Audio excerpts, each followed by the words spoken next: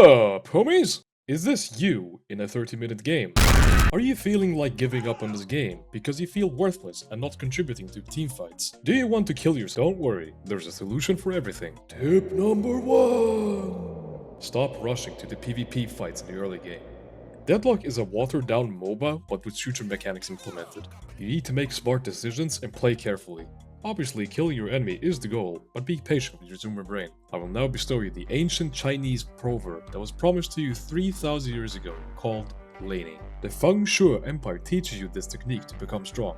You'll be able to influence the fight in your team's favor and make your patron cream for you, and you'll have a part of your Chinese ancestors' flame on display for everyone in the game to see. So what is laning? Laning is what you do at the start of every game. You get assigned one of 3 lanes at the start of the game. In your lane, you have a fellow teammate that you play with, and you have to deal with 2 enemy players at the same time. You kill wax candles to collect souls from them. When you kill a trooper, their soul will be floating away from their carcass. Shoot the floating souls and claim their power. Souls make you stronger, but the souls make the enemy stronger as well. When the enemy kill your wax candle troopers, they get red floating souls instead. Shoot the red floating souls to deny the enemy their souls. Just be careful to not let the enemy deny your souls. If you melee kill a trooper, you'll be able to secure the soul instantly. Learning the habit of denying the enemy souls like a lightning-fast Romanian gypsy will benefit you in the long run and gain you more souls. Killing the troopers with health banners will drop health orbs that heal you and your teammate in an AoE range.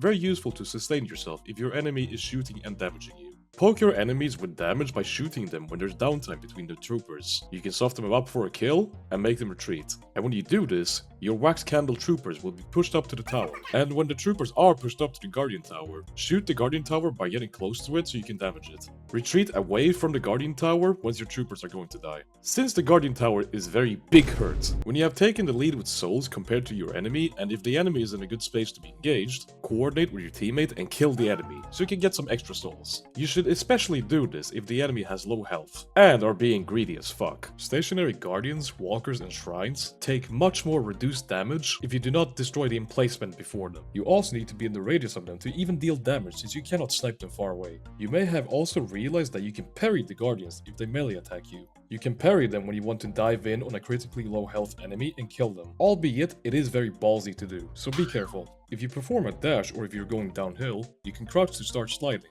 Sliding gives you infinite ammo alongside a bottomless magazine for your weapon, which can be nice to have when you're about to reload your weapon. It's basically a free DPS increase. As a fellow Unk, it is absolutely not necessary to take Adderall and crack cocaine at the same time to slide around to move around. Some lanes can be very hard to manage if you're laning against annoying characters that damage you a shit ton and can ruin your game, which is why you buy healing items, such as Healing Right or Extra Regen, depending on your character if the lane is hard. If you can grasp these basic strategies, congratulations. You are officially smarter than 90% of Deadlock players, and you will be more successful than you think, and your team will love you for it. Moving on. Tip number 2. Give callouts to your team. For example, in the early game, if you notice that an enemy hero is physically missing from your lane, hold tab and click on the enemy hero's portrait to report them missing. Doing this will warn your teammates that they might be getting ambushed by said hero. This is something incredibly important if you do not want your team to call you slurs and to blame you for losing a game. If coordinating with your team is something you are not brave enough to do, ask them politely for guidance as what to do next in the game. On the subject of team callouts, make sure you actually listen to what your team has to say during their callouts. If your team is spamming a callout to go to a certain lane, you should probably pay attention to that callout and act accordingly. Having to explain this is pretty tragic, since a lot of people lack common sense and lack general game sense. You don't have to be a god at Deadlock, you just need to be situationally aware of what is happening around you and you'll be Gucci. Tip number 3! Stop overextending, especially when you're completely alone and vulnerable.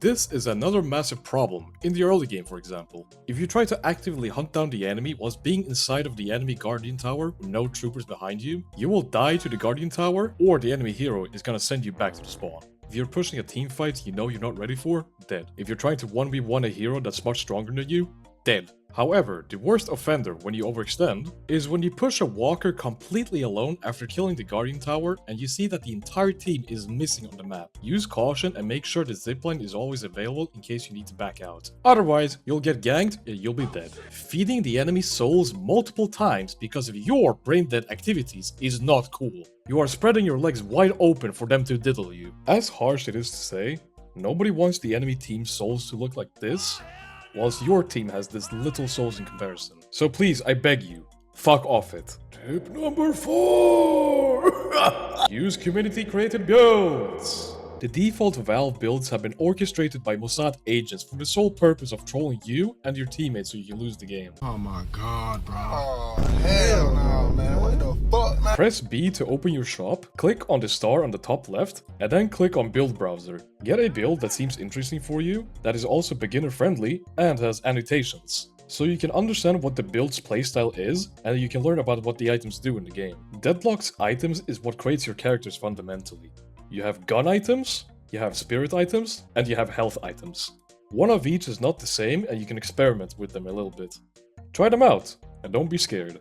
And finally, tip number 5! Learn your fucking character! Unfortunately, there are a lot of people who try out the game for the first time and try out the character they never played. Shocking, I know. They think the game is a Smite/Overwatch clone cause all it takes is to shoot people. And they start feeding the Russian Vindicta multiple times that lives in a molding wooden shed that their great-grandpa built back in the early 40s. Don't be this dude, I swear to God. Play a bot match and try out the character, or try them out in the hideout and look at their abilities. Once you feel confident enough to not disappoint your teammates like you would with your parents, hop into a game and play. It is completely understandable that you are new to the game and you don't know jack shit what is going on, but at least try not to die all the time for reasons you don't have. It will be more appreciated if your team knows that you are new to the game, they will be more lenient and friendlier. Well, most of the time anyway. So it's always good to communicate with your teammates in the text chat or the voice chat. Bonus tip! Bind your parry button and avoid getting parried. Parries are the choice between getting butt-fucked or butt-fucking in fights. If you deal with melee horny enemies, time your F button with their attacks and rip their ass a new one. Don't spam it, as your parry goes on cooldown for a few seconds. If you successfully time your parry against your enemy, your parry will receive an instant cooldown, so you can parry again. If you melee a lot of enemies, avoid getting parried, or even better, bait parries. You can do this by deliberately missing heavy charge melees, so you can trick them and then heavy melee the enemy. Melee is a big essential part of the game and will be your friend. This is especially true if you play as Incredible Viscous, because his fisting ability literally deals pure melee damage. You can parry his fist, by the way. I hope this video teaches you some good tips that you can use for the next time when you play the best worst game that Valve has delivered for people who like to shoot guns and to do some tactical teamwork. Good job! Holy shit! So fucking hard! Please like and subscribe, as it encourages me to make more high quality content in the future. And with that I say, peace out homies.